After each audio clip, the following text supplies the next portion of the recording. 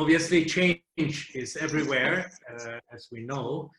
Just yesterday, you hear in the educational field, there are many changes that are coming on stream, right? As we adapt to the post-COVID-19 scenario. Tian Fu mentioned a little bit about, you know, the way we're going to deliver our curriculum will change. The way we're going to assess, examine the learning process is also going to be changing. So all these are going to be new in terms, not just in terms of the mechanics of teaching and learning, but the content itself is also rapidly changing. And the key word that has been used continuously is this notion of cross-disciplinary work. And I think all of you would agree that within SDE, we have tried very hard to provide a platform for that cross-disciplinary work and learning amongst the students. We do as much as we can to encourage that. But moving forward, this is going to be even more critical. And I'm sure our three speakers will be able to further enlighten us as to the expectation of the industry in the new marketplace. So with that, wish you a good afternoon and good discussion. Thank you. Thank you, Prof. Lam. So let's start our conversation now. So perhaps we start with Valerie. Maybe you would like to talk more about the disruptions that have been brought about, and perhaps because COVID itself presented an unprecedented situation here. What are some of the responses that you see in your field of work that developers are taking on or have accelerated because of COVID? Yes, thanks, Sky. So I work for Guaco Land, which is a property developer focusing on commercial and residential. So even as a start, but I think today's topic is more on commercial. So just to get a gauge of how we touch people's lives is that, in the building on an average weekday, we have 8,000 office workers and 2,000 visitors per day. And this is excluding the 90,000 people that walks through our corridors, because we are directly connected MRT every day. So if you all remember back after Chinese New Year, it was a little bit of a hysteria because the rules were not clear as to what kind of screening was required, what was suspect case, what was COVID, and so forth. So luckily for our building, within these 2 months, the building itself is a very smart building. I mean, I know that's a cliche term, but it literally has sensors, thermos, heat detectors, visitor management system. There are eyes everywhere. There are sensors as to our risers. We can track the number of people that come in, temperature, CO2 levels, and so forth. But I think in the earlier days of, I think even MOH, World Trade Organization, they did not really know how to protect the building or what we anticipated. So if you ask about disruption, one of the key things we had to share with our tenants was how to make the building safe. So we were one of the first landlords that implemented the thermal scanners, and we also had to block up certain entrances into the development. So because we had gym goers, we had hotel guests that just walks through the office towers. So the first level to control was to ensure that the office lobbies were only accessible to office tenants. So that was one of the key things. But that is on the building operations side. Maybe I can, but I feel that in a way it was also something that even as a building asset manager, we take things for granted. So we must thank the haze, because this building was designed back in 2015 when everyone was so worried about the P2 haze levels and all that. So our AV system, which is the aircon system, was upgraded to be able to screen off pollutants from the haze, UV filters. So this actually came in very, very useful, especially where there was this concern about airborne contagion from COVID. So our aircon system actually has a built-in UV germicide filtration system. So the air can be purged every hour to at least clean. So if someone sneezes, for example, all this can be cleaned as much as possible. And the building also has a lot of touchless, contactless system, so that at least you know everyone was so paranoid about what touching this and that. So with the lifts, the turnstiles, the doors, these were all touchless technologies. But I think we all had to upscale it very quickly, even with, you know, the on the. But this is on the this was the initial days in March and April.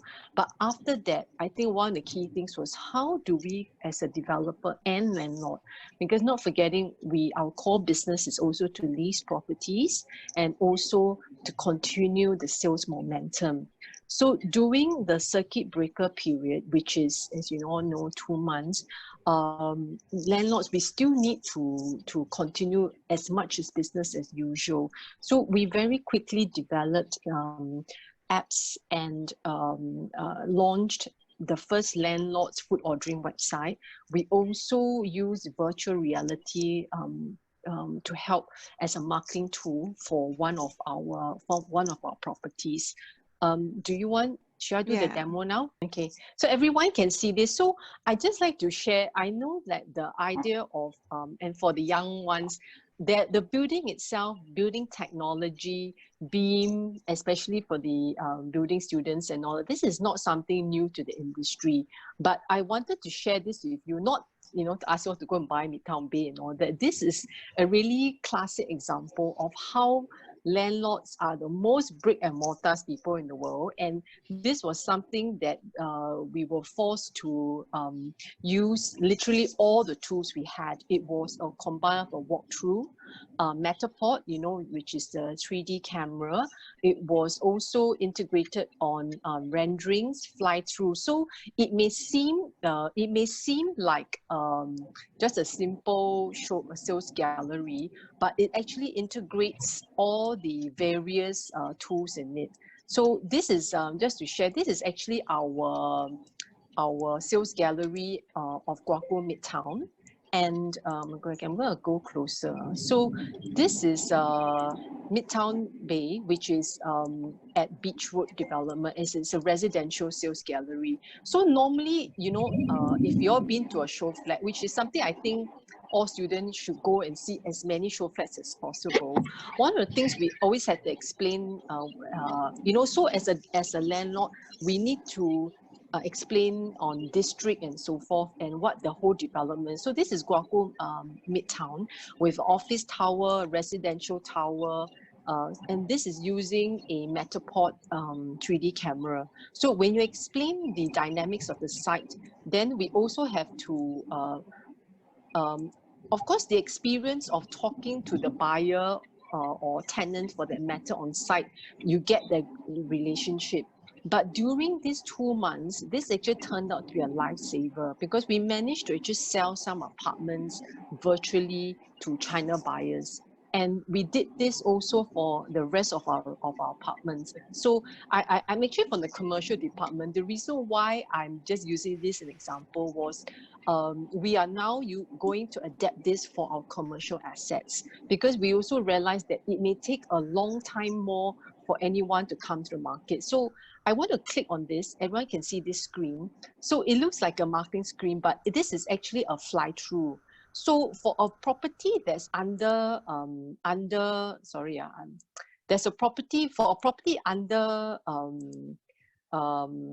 development, we also have to use a tool called a fly-through. So that's when you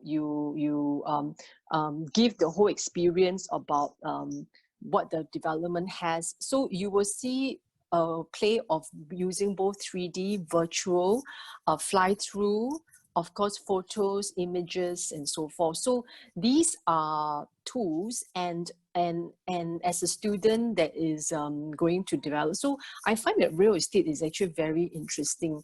The tools that you learn, of course, from finance to running cash flows to marketing, legal, these are very relevant in any industry you go. But to be a very good to understand technology, so you see, we use technology to sell or lease properties. We don't use technology just for the sake of it, but this is just an example. So if you see, it's a mix. I'm not sure whether you all can notice a difference with this. This is a mix of rendering, fly-through, photos, and actual stock and on-site photos. So this is to simulate that lifestyle. So I have to show you only the residential because the commercial has a lot more additional elements that we are adding in. So if you notice, these are drone shots. So even to develop something which is a 2-minute thing, we've also had to use drone technology, panoramic photos, and so forth. So I think nowadays, whether across any industries, like these are stock images, stock videos, you have to, I mean, we of course engage vendors and all that to help us showcase you know, the whole vision and all that we have of the development, but it is just an example of a good marketing tool. That for the commercial, it's a lot more less lifestyle. Will be a lot more tangible as to what's flex and core and so forth. Okay, so you can see it is so it's not just about the sales gallery. This is an actual photo, but we even use, and then we go back to the Matterport again, which is the show flat itself. Matterport, I'm not sure whether that's something you all learned in school. It's a very useful tool. It replaced the virtual reality. So everyone talks about, just 5 years ago, everyone was using, you know, the Google Lens to simulate the walkthrough at the sales gallery. But the funny thing is, what happened is that they forget that a lot of people have motion sickness. So what I heard that at some gallery, people walk in after they saw a virtual walkthrough of a show flat, they vomited because, but versus this one, you don't need any goggles or anything. You can actually walk through and you can simulate with description and so forth. Okay, so this is actually more to share about what is a marketing disruption is. So before that, me included, we were all saying that, oh, you know, you really need that FaceTime, you really need to have that engagement with the buyer face to face. But I think when forced under this whole period with working, and how do we reach out to our tenants and buyers? So this is one of the marketing tools that was extremely useful.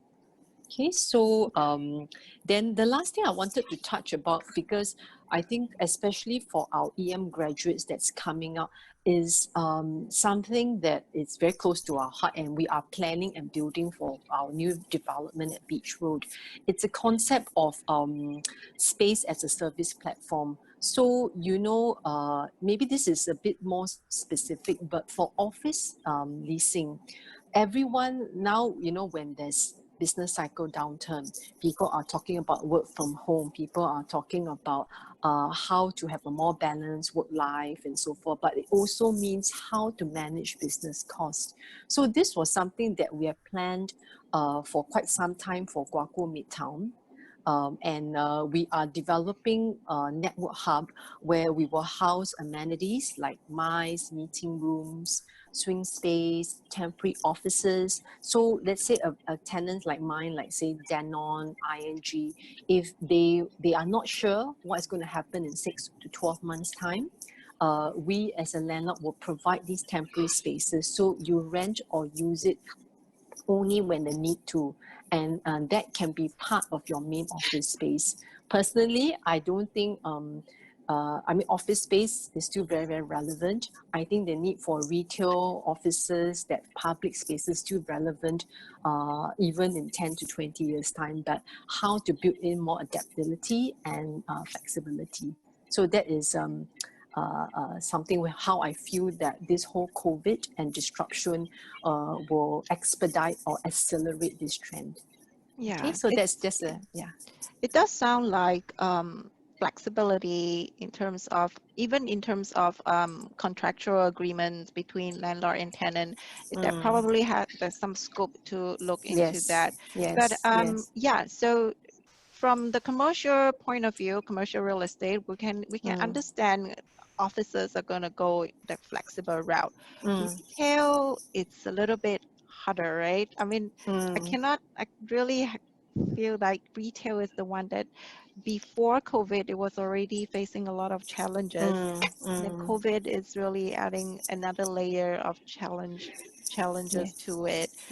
But maybe we'll hear from Brenda. So what do you think about you have the vantage point to understand the logistics and the industrial part more, right? So will flexibility be a feature, you think, in for industrial properties? How does the ground feel for industrial property? Basically, industrial is a very unique product. Because of the lockdown, there's low trade volume for extended period, which is quite worrying. So with all these lockdowns, we do feel that consumer spending will drop and will result in weaker external supply and demand. We all talk about all the economic recession and things like that, coming this year and next. It will result also in manufacturing output being lowering, and also the potential, who knows, maybe the potential closure of some scale of manufacturing operations. So we do see industrial gravitate towards space reduction and seek some lower cost options as well, resulting in some shadow space appearing in the market, and also more buildings up for sale. We do quite a fair bit of buildings for sale as well.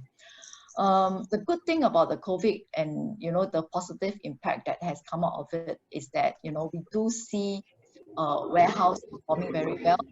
The increase in demand for stockpile, online shopping, we were talking about the brick and mortar. We're talking about retail being affected by the online shopping. It probably may worsen as well. So online shopping will continue. And as a result, we actually saw a surge in demand for warehouse and logistics space. So things like, we have been locked down, we go to supermarket so much, that's the only place we can go during the lockdown, right? Or the circuit breaker. Frozen food, also seeing more stock required, and actually due to the disruptions, they actually hold more stocks in the cold store. So cold storage facilities for warehouse also increase. Then Valerie was talking about technology adoption, which for us, from an industrial perspective, the physical viewing is actually very important.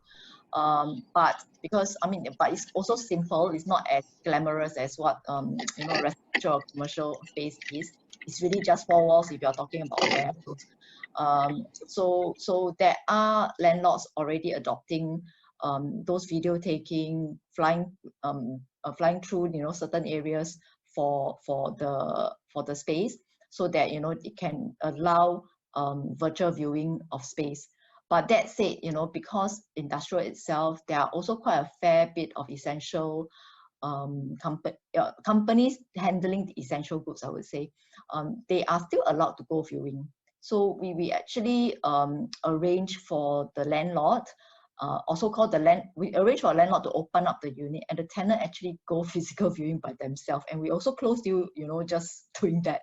Now the mask is in demand, the PPE and so on.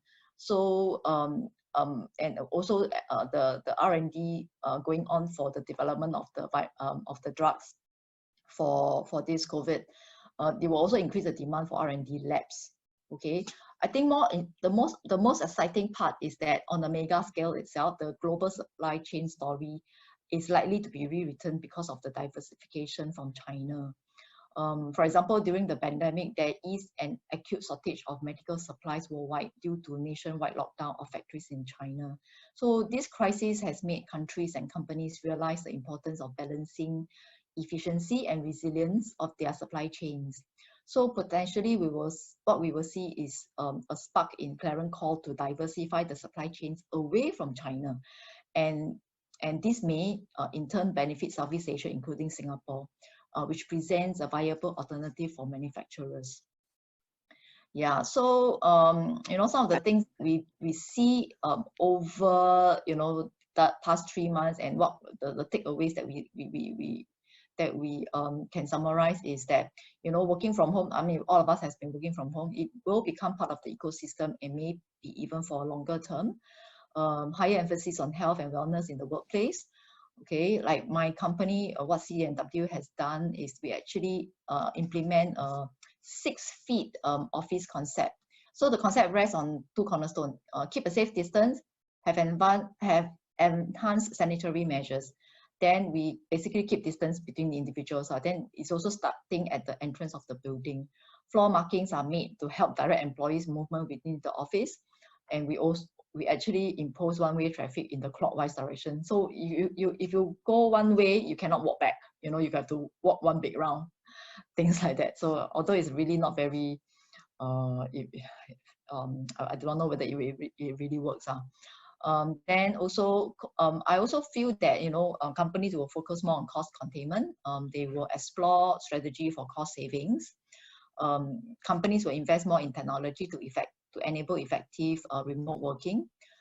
Flexible space can, we actually see flexible space to be a hedge against uncertainty. So in that sense, we feel that, you know, companies may adopt a more flexible space kind of strategy.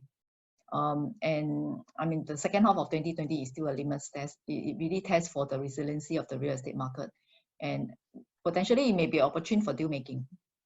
Yeah. Thanks, Brenda. Well, lastly, I would like to have Wei Ling share with us. So bricks and mortar, basically, it's, you know, what we think about real estate, but there's also this other part, which is investment sentiments, right?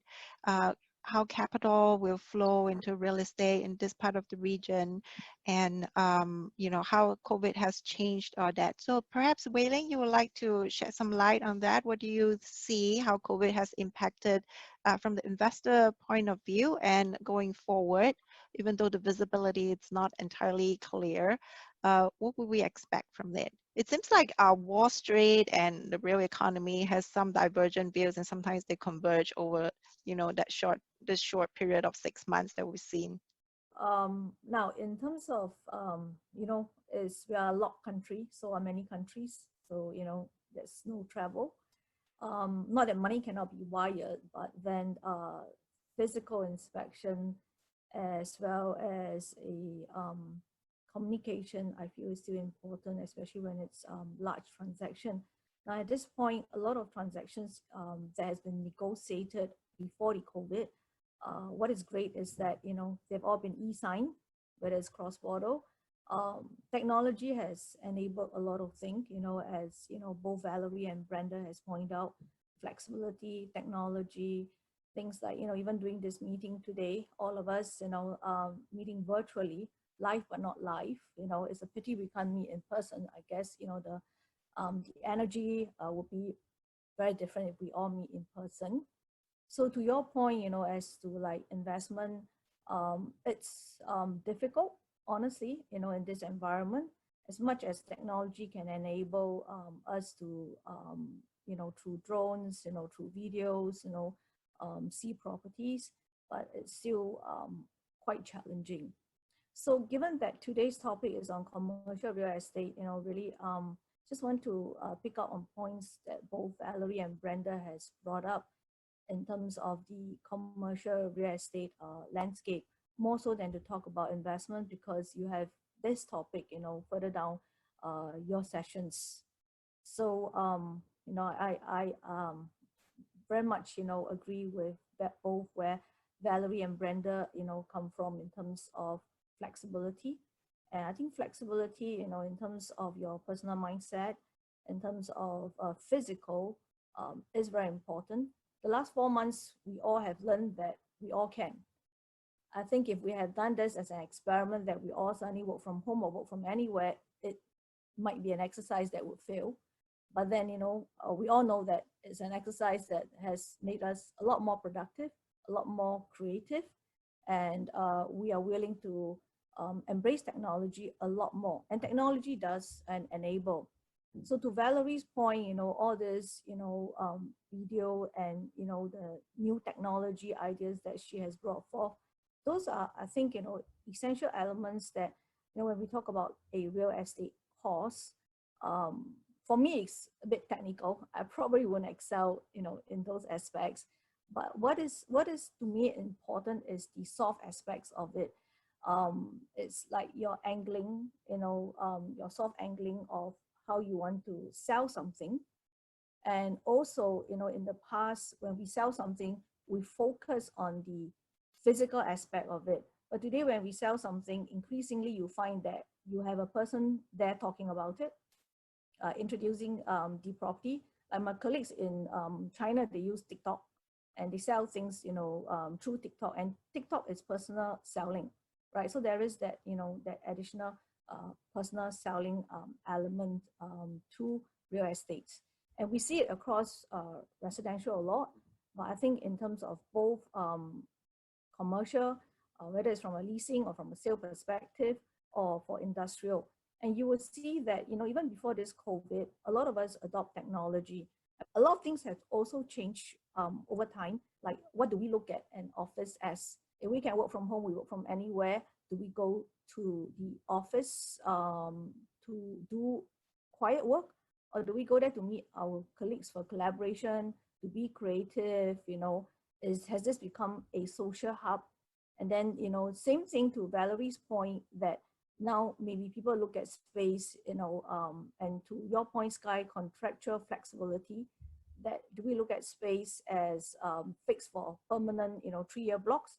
Or do we look at it like we are more flexible, we can consider 6 months, we can shrink a bit, or we can expand depending on requirement. And that's that concept of that flex and core space. And increasingly, a lot of landlords have that option in their building. There's the flex and that core element to it. So to that point, like, for, all of you sitting out there, as, you enter into your third or final year as you graduate, right? I think the key thing, whether with or without this pandemic, there's technology, and how quickly you embrace it and how flexible you are in applying that to what you have learned is important. For a lot of us, as we step out from university to now, there have been a lot of changes. We no longer work in silos. Gone are the days where you have physical office. I remember when I first graduated, I have a physical office, and now I don't have a physical office. So, when I first graduated and I went to work in civil service, I had nice defined space. But now today it's collaboration. There isn't defined space because, you work together with people, and you don't want to work in silo because, it's not creative, it's not productive. So, in that sense, the commercial real estate workspace, in terms of purpose, is evolving, is changing, it's already changed. And therefore, as you hear Valerie, from a developer landlord perspective, they have been very quick, in adapting and changing to apply to what current demand is. I don't look at disruptions as negative. I think, it's really part and parcel of everything. You should really embrace it and use it, not be afraid of it. Even this pandemic, I think I see a lot of positives, more so, than negatives. Yes, I mean, it's like there are new ways that we all have to learn, this social distancing. Maybe it's good, with all this densification that has gone on, that it's good, for us to densify a little bit and, space out a little bit so that, it enables creativity. Sorry, Sky, I wasn't really, going at your point on capital flow, but, I thought that's another topic. Yeah, it's okay. It's just that part of it, it's about, looking forward to the future. And I was wondering if, investors always act on expectations. So I was wondering whether or not there are some sort of expectations going forward on how real estate will perform emerging out from this crisis. So if you have any perspective on that. That's a very broad question. So I think in terms of there will be change, as we all know. whether across like, all the different sectors, residential, do we demand more space? Do we all want a place that we can work from home? So that's one. Does it mean that, shoeboxes is not going to work? It means more space. Then two, for across all real estate, does it mean that we need to invest in better Wi-Fi, right? Everyone uses Wi-Fi and there's greater demand on Wi-Fi. So, internet technology. And then for commercial space, does it mean that, from an occupier perspective, are they going to ask for more space and therefore there will be an increase in demand for office space? And in terms of office floor plate, with all this, 6 feet radius that we all got to walk in, does it mean that what kind of floor plate, will accommodate this, 6 feet radius that, all of us got to operate in? And does it also change, the design, of, central high-riser services? So those are seriously important consideration from a investment perspective. And, if you ask, like, in terms of capital flow at this moment, I mean, there are quite a number of uncertainties. And, with, this, inability to travel, I think, that, that will probably, we'll have to wait and see. All right. I'd also like to ask the speakers on what do you think are some of the jobs that will be obsolete going forward? Like, they're obviously obsolete. And some of the jobs that, I mean, probably not obsolete, but what are those things that will be hard hit? And what are those things that will definitely transform? Valerie, do you want to speak? I mean, I don't know what will go obsolete, but I know what will remain very, very relevant. But it's more like what is being, how it will be adapted. So, for example, during this whole COVID period and all that, people may say they're working from home, but the reality of it is that our building portfolio is still operating every day. So we've had the facilities people, that means they need to know both technology and technical skills. Those are even more critical during this period. So that's something that I think is also applicable for the people who are graduating. Say, for example, for the 6 months or so, when you come out, if you don't find something immediately, what I find that the best engineers or the best building managers or the landlords have come across and worked with are those people who have dual sets. So, for example, an M&E person who comes up from building or even civil engineering, if they have a bit of technology background, that would be excellent.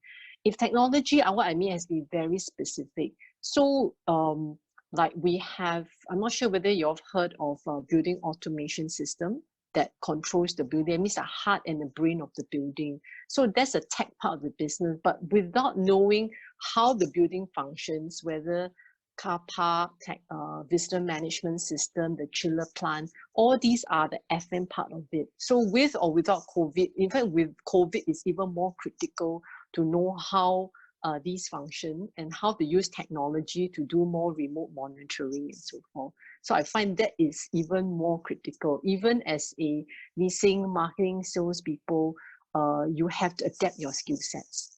We have to learn from, I mean, I'm learning from my residential colleagues. We learn also from hospitality.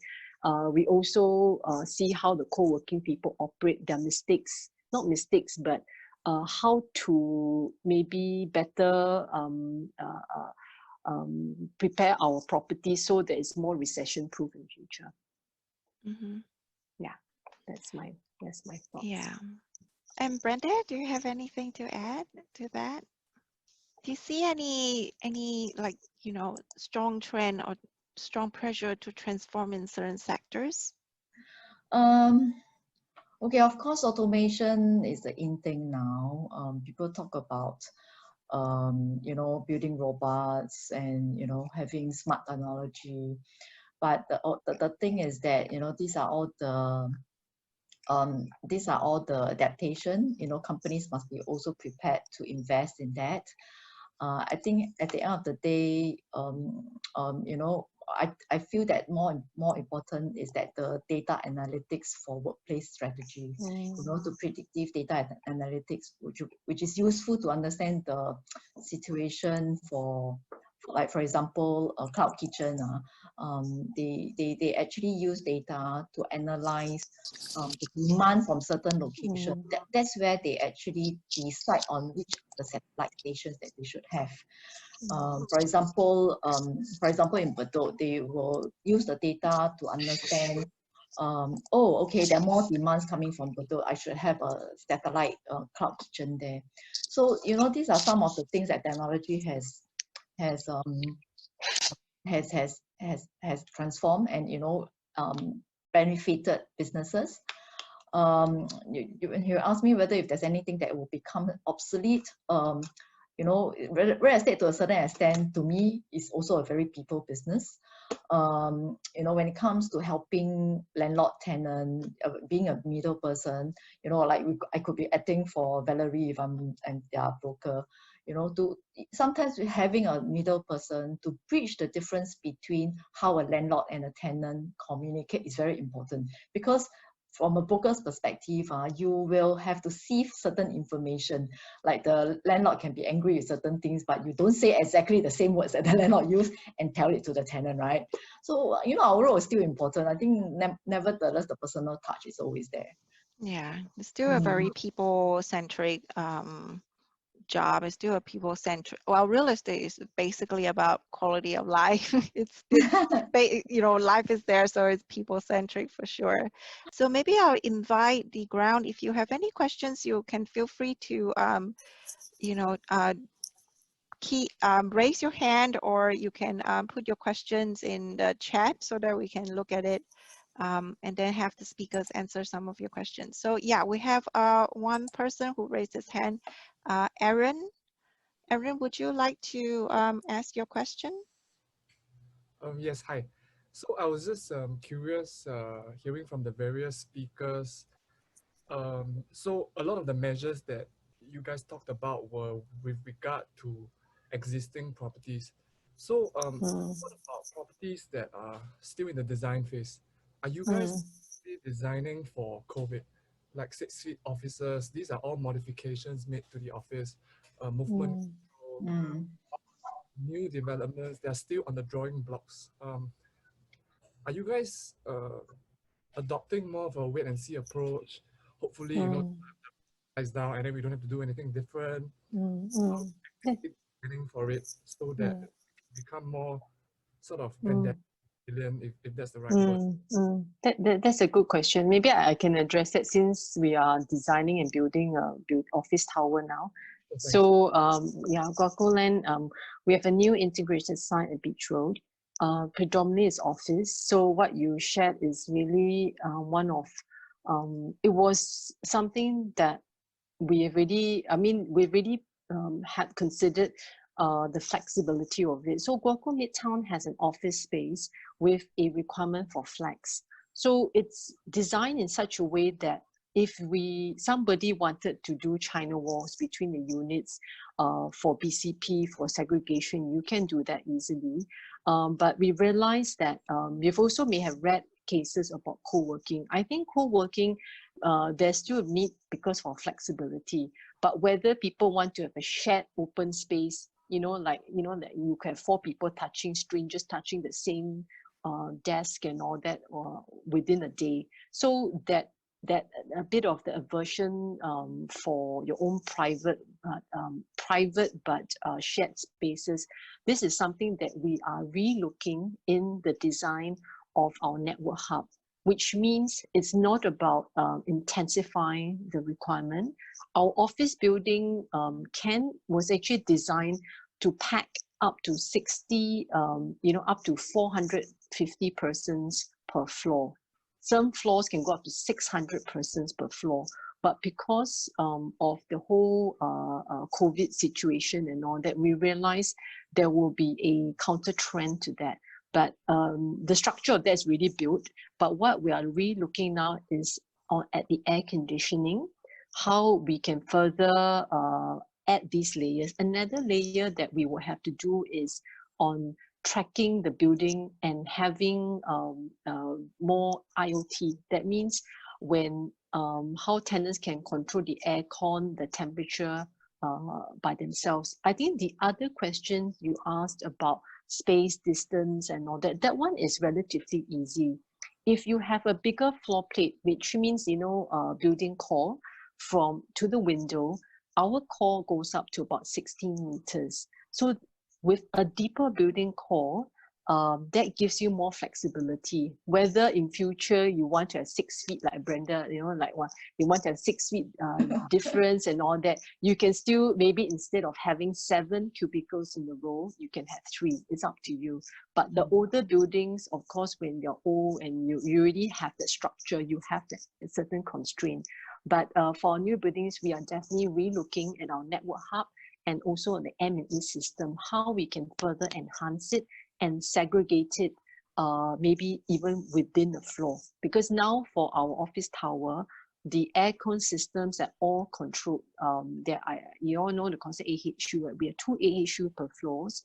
The way the aircon ducting and the chilled water supply is quite segregated. So that also reduces the possible transmission of pollutants within the floor. Yeah, did I answer your question? Right, great.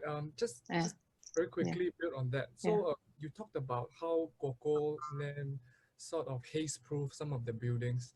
Yeah. And sort of makes financial sense because haze is a yearly affair. If we're lucky, maybe once every 2 years.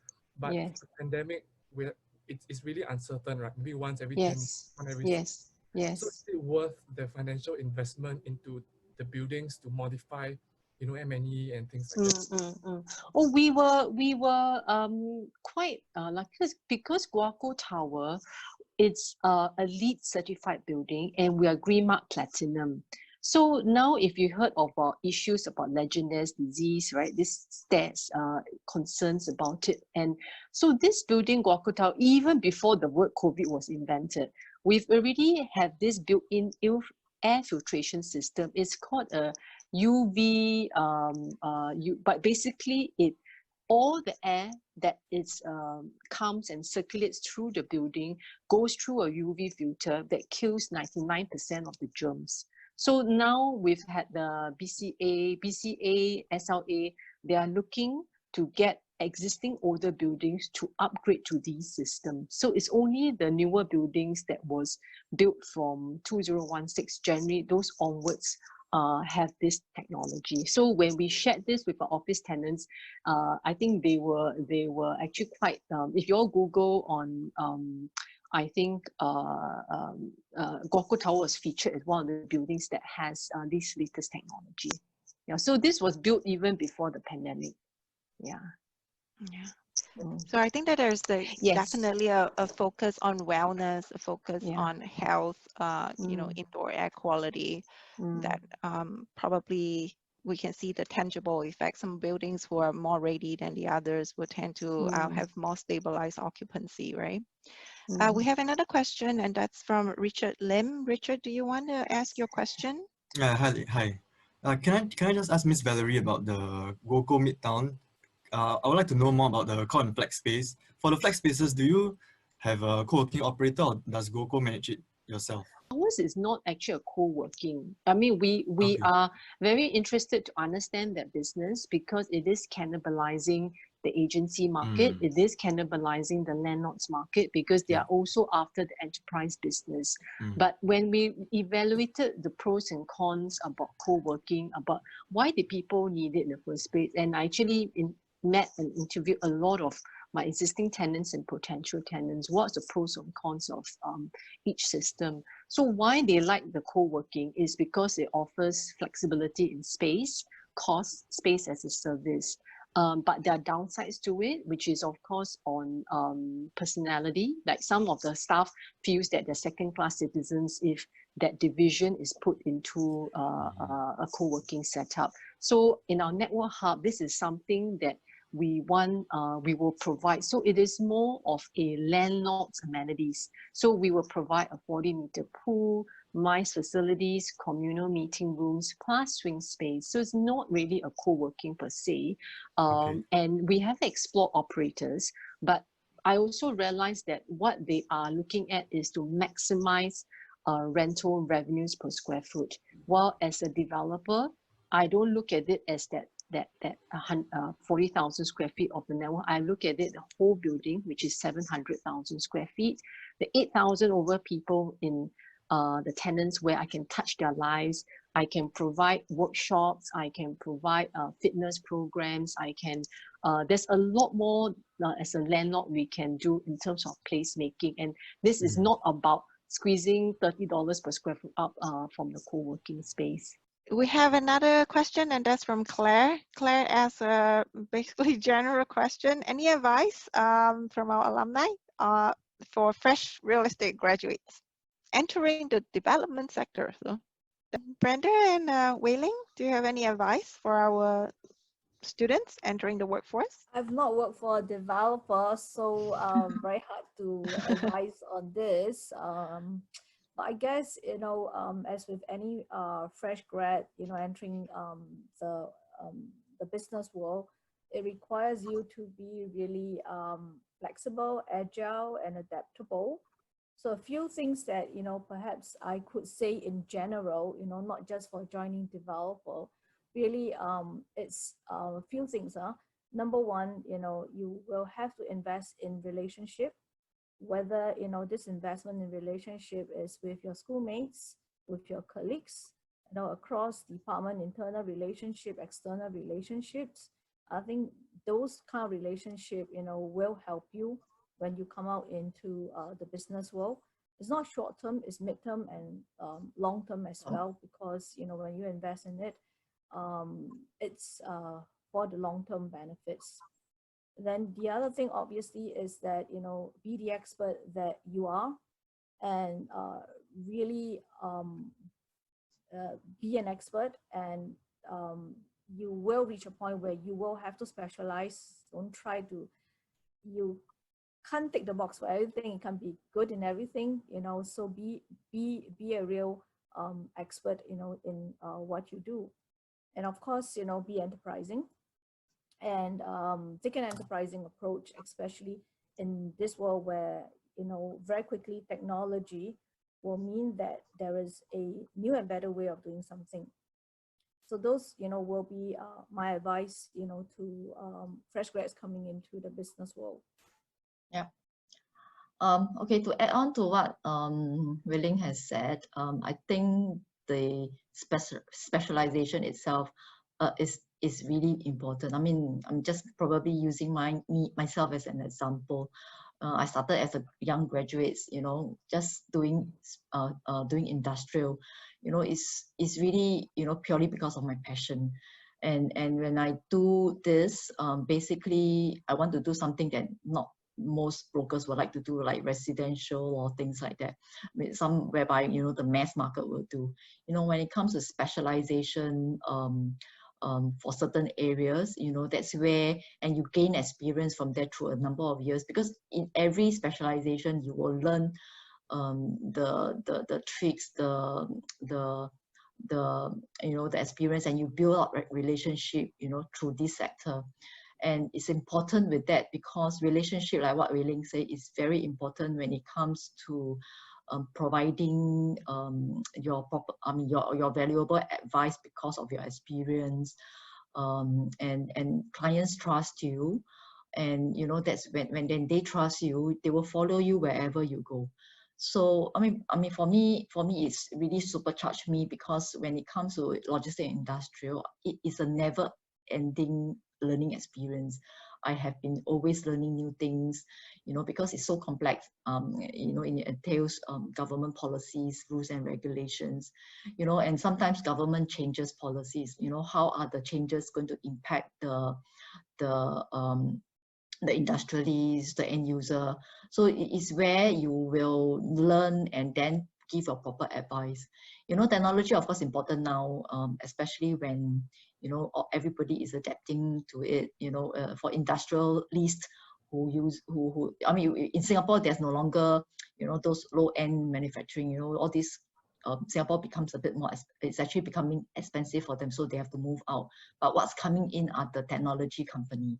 So that's where, you know, some of the technology sector are still booming, you know. So what I may say is that focus on specialization. If you like certain things, just delve into it. Yeah, so maybe just to add to what Brenda say, you know, I mean, Brenda, everyone knows her to be the industrial expert, and she spent a long time being the industrial expert, you know, so she's known for that.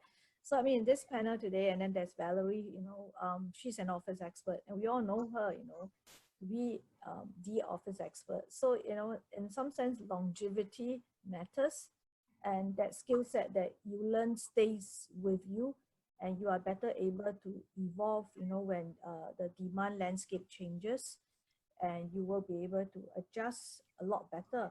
And a lot of, you know, exactly as what Brenda said, that a lot of the relationship that you have, you know, invested in comes along with you because it's about you, because you have demonstrated that, you know, you know your stuff, and you have, you know, the history, the track record, you know, to what you claim. But of course, I think for a lot of you, you will be wondering, like, so what am I good at, and what, you know, do I then start with? Because that's perhaps also my same question when I was in your shoes, stepping out to work, like, you know, what am I good at? You know, how do I know? Does it go by like what you score in school or what?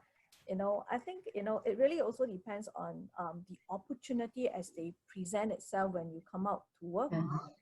Sometimes it doesn't mean that, you know, you think you're good at it and you want to do it, but if the opportunity doesn't present itself that way, perhaps you should be more flexible and, you know, embrace the opportunity that come your way, and, you know, go along that path and be the expert.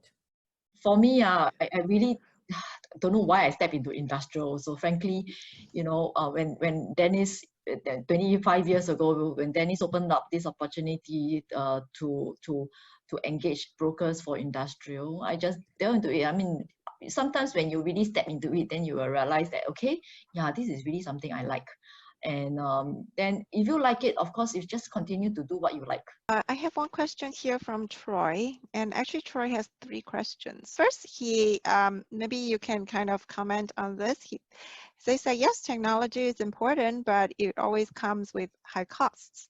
So how do you balance the cost and benefit?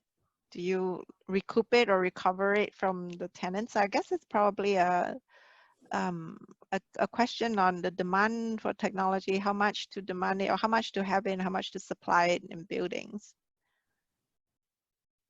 Well, that's a good question and a tough one. So I think, you know, when it comes to like investing in technology, I think a lot of people will balance whether, you know, does it translate back from the rents that you're able to charge your tenant, right? And will that translate back?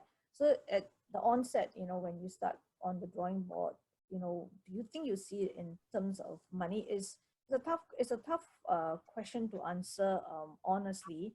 But I think, you know, from what is current and what is relevant really is a lot to do with wellness. And you would have heard from, you know, Valerie earlier on that there are a lot of emphasis on quality of air, and then increasingly now with social distancing, contactless surfaces. So those are like new materials, or, you know, technology, or you may call it. I'm not an expert in this, you know, as I share, I'm not from a developer, but those are things that, you know, from a wellness consideration, if it's important, then perhaps that investment justify, and you will see the return.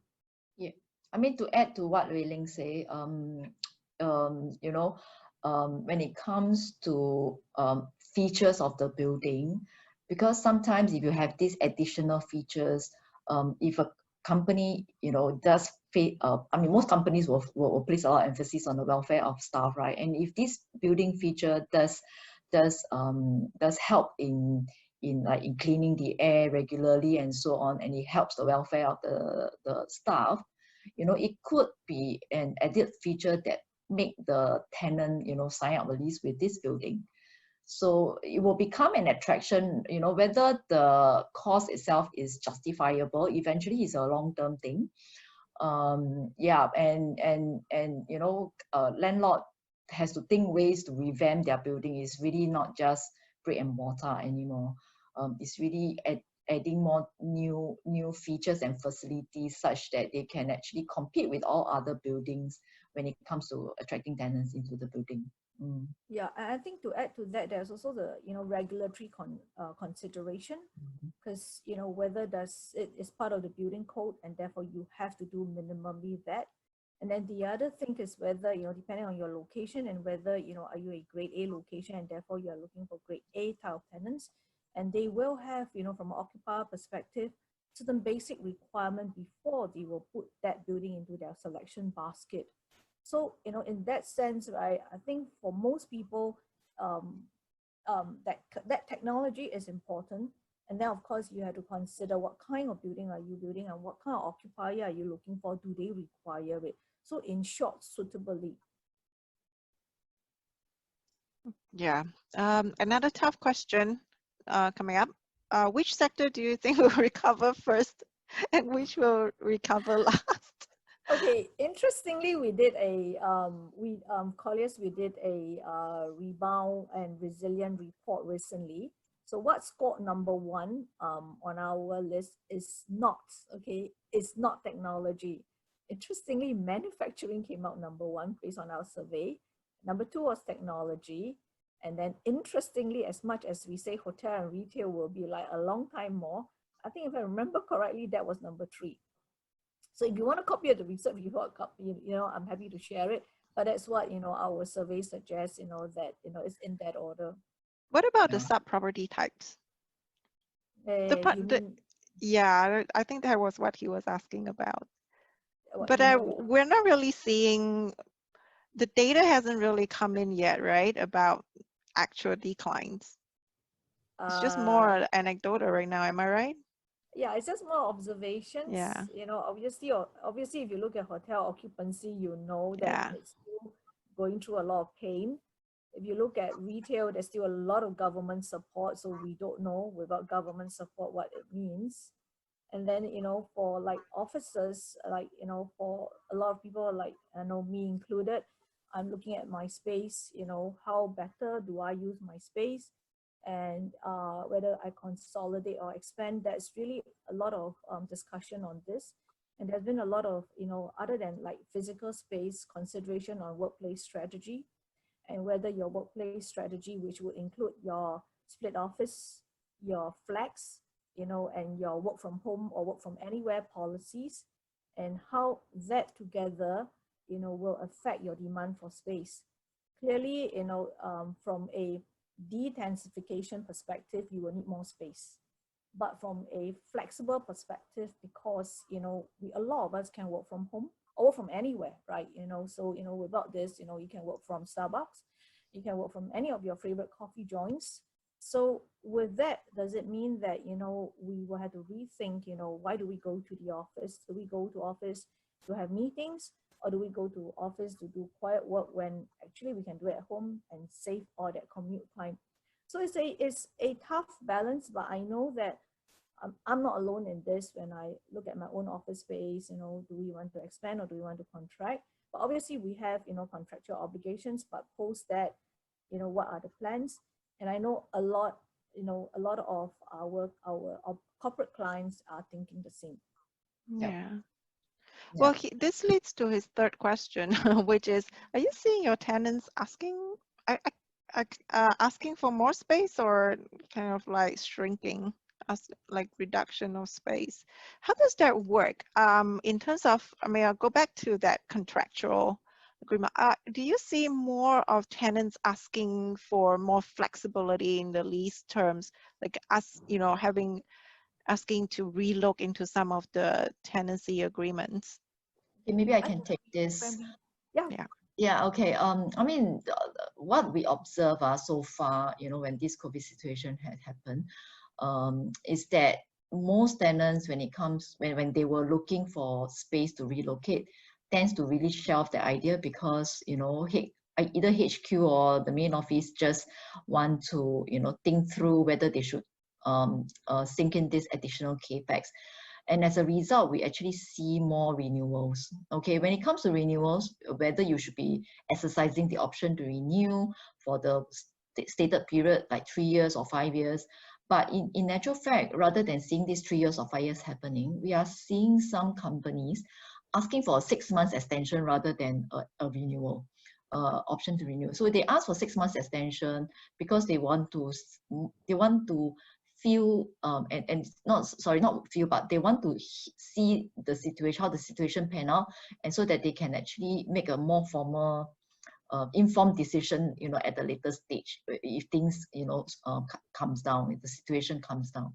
So you will and that needs landlord to be very flexible, and landlords needs to be, you know, very open to listen to tenants' requirement, and whether are they really in kind of I mean, some of these tenants, like for example, could be in the airline industry, right?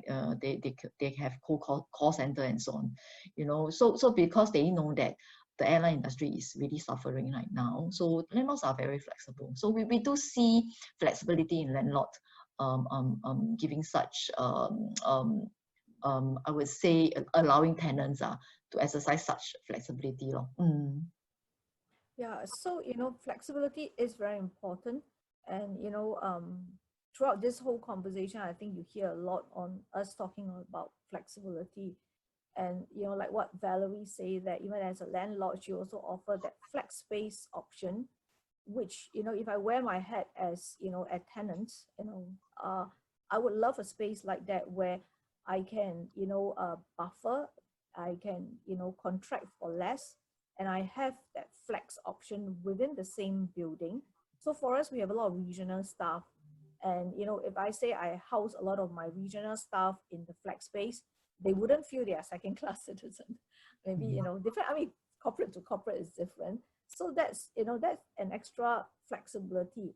So rather than I have a 2 different contract, one with a, you know, a co-working company and one with a landlord, landlords that offer that flex space actually creates that flexibility for tenants, you know, to size out a little bit and yet, you know, use a flex space, and then also allows them to, you know, have time to consider what are their expansion needs. Especially now, as all you know, that remote work or remote learn, you know, for a lot of you, you know, we don't really understand at this point. I think it's a bit early for us, you know, to have enough understanding as to what percentage impact it will have on physical space, right? I mean, for that matter, you know, with virtual learning, will universities become smaller, you know? So, you know, I mean, those are fair questions, you know. So with everyone able to have the option of attend class or don't attend class, you know, attend class from home, attend class physically, go to school. It's the same thing like going to work, right? You know, when you come to school and you go to work, you know, do I want to physically go there? And what's the reason why I want to physically dress up and go there, see? But of course, I'm not saying that we as human beings, we need social interaction. Right, all of you have stayed home for the last 15, 16 weeks. The moment, you know, when we could go out, everyone went out, right? You know, so it's the same thing that I think, you know, but what this creates is the opportunity to balance out, to have a choice.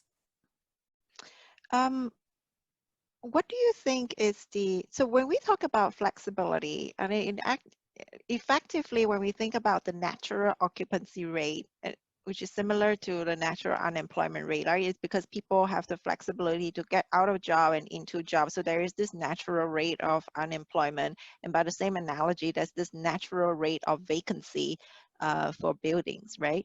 Do you think that going forward, we have to adjust our expectations on what the natural rate of, you know, vacancy would be, or you can't assume 100%, I mean, like even 90% occupancy rate might be something that may not be something in the future. I think you need to change your assumptions because I think patterns have changed. So to be fair, you know, I'm not a statistician, so but I think, you know, assumptions will have to be changed, you know, to look at, you know, the patterns and trends that have evolved over this COVID period.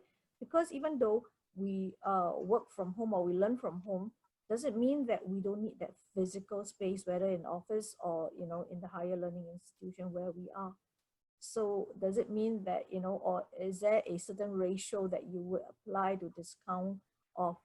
So those are really questions, you know, that I don't have an answer at this point. Yeah, I mean, it's something that is very hard. I think like if I had to like draw a cash flow analysis right now, projecting into the future, I wouldn't know what is my assumption for Yeah, like my occupancy but rate. yeah, but to add, occupancy rate in most building, be it office or industrial, basically, you know, trend around 90%, 91, 92 thereabout. It's considered healthy, okay? And how, whether it will go up or down, also, I mean, at the end of the day, also depends on whether there's a demand, okay? If the demand, or so-called for the next 1-2 years, people feel that, you know, just working from home is good enough, and people and companies like us starts to reduce space, having this flexibility of working in office and at the same time having the flexibility of to stay at home and work as well. It may reduce space take up. Okay, but if that is the case, then probably if there's less demand, if the government don't release too much land, you know, they will look at it and, you know, projections to determine the demand. If the supply doesn't create so much, then, you know, occupancy at least hopefully will still stay stable. But of course, if it comes to negative take up, whereby, you know, the take up is less than what is being built, then you will see occupancy going down. Right now, the visibility is so poor. We Yeah, really true. don't know what to expect in terms of that. But yeah, the other question I have is maybe related to this. Any opportunity for industrial related functions to take over some of these commercial, I think she was referring to commercial retail spaces. Okay. I mean, it really boils down on how the government can accept this kind of Yeah, what change, URA right? says. Yeah, it takes a while for URA to accept, you know, certain change. But I think, yes, the change has actually evolved so fast that, you know, some of the warehouse becoming fulfillment center, and where the fulfillment center having some experience center, say for example. Whether, you know, I mean, I would say the government is also trying to adapt in that sense. But you know, would they eventually totally agree for a total conversion? It's going to take a long time, I would say. Okay, so the primary function of warehouse industrial will always be the same, whether they allow a flexibility of another, say, 5%, 10% to introduce into this segment because of the change in demand. Yeah, it's for them to make the change, because at the end of the day, you know, if a warehouse, if I want to convert it to retail, if I go to URA is going to reject flag.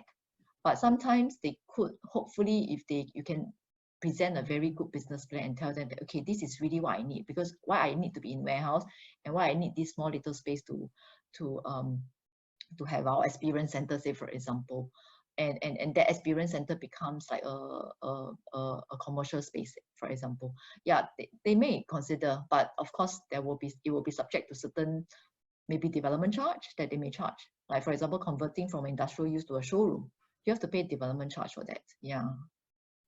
Yeah, I think my view is that town planning principles still apply. We can't draw the whole Singapore white, Yeah. and you know, have that flexibility, you see. So, and that's why you still have to study town planning, yeah. So town planning principles apply, and I think there is also design and purpose of build consideration. So your questions is whether industrial can go occupy commercial space. I think, you know, you have to look at, you know, consideration of firstly, you know, physical design and purpose, whether it's like a exact you can replace, and also the disamenities or amenities that it creates, you know, to the surrounding. And that's why I say that town planning principles still apply. And it's not like, you know, space are not exactly, you know, interchangeable. So like for a lot of us, like suddenly we all work from home, and then, you know, the acoustic consideration, like, you know, like doing this presentation here, and I have my neighbor upstairs working very hard, and I keep looking up like, you know, why is that so much noise? Acoustic consideration, whereas in the office, this is very unlikely to happen. So it's not as simple as, like, okay, so if industrial is flourishing and we're only saying that office is uncertain, we're not saying that it's not performing, right? Because there are consideration with all of us suddenly move out and not physically occupying our office. It's empty now. But when we can go back to office, there may be split office and all that consideration, but that doesn't mean that office, will not perform, and therefore we should put all the warehouses into our office space. I mean, it's like even just saying it that we put all the warehouse into grade A office space and Raffles Place become all warehouses, it doesn't seem to sound very correct, right? Because there is a purpose of space and there is a purpose why you plan a CBD, and there are still certain functions that require that kind of format of space. That's the reason why we have the concept plan. That is more long-term planning and trying to make us more resilient, bouncing back. That's why we study real estate, right? Right. Okay, I think that we're very close to the end of our session. So maybe just a quick round of what would be the, this graduating batch. They do not have a graduation ceremony. We didn't get to formally say congrats to them. So maybe perhaps last word of advice for these people, these poor folks. I feel so bad for them, but our year fours, they're entering into the job market. And yeah, so maybe some last word of advice for them. Maybe from my perspective, you have a different experience. I think 2020 is going to be written in history book, and all of your experience will be part of the history book. So you have a total different experience. Now think of it this way, some of you, if you have a graduation ceremony, I know some may not even want it, some may not even want to attend it, but when you don't have it, all the more you want to go and you want to attend. But think of it this way, that you have a different experience, and embrace what there is, while you are stepping out into perhaps a more uncertain environment, but there could be even better opportunity for all of you out there, because as we all say, right, every crisis, there is new opportunity, and this new opportunity, when you look back in time and you find that it's actually better, right? It's a new experience, it's something for you to, it's new territories that you would chart, which will be different from your seniors, and you will, definitely have new talking points. Yeah. And I think maybe for me to add is, I mean, different crises present, like what Wei-Ling said, different opportunities. Who knows, maybe with this crisis you will think twice and think differently on what you really want to embark on. But nevertheless, it is a challenging environment, and I really want to, so-called encourage everyone that it is not easy, but I would like to wish good luck to everyone. Yeah. Yes, I agree, Brenda. It's good luck. It's the future is yours. It's for you to chart, and really don't lose heart. Right? There are, as you know, when suddenly things are bad and there is this great pen up, and you will benefit, from this. If it's a V-shaped recovery, you are the beneficiaries. So don't give up. Thank you so much, Wei-Ling and Brenda. It's really, I have to say, we really have one of the best alumni out there in the market. Thank you very much for taking out your time to talk to us.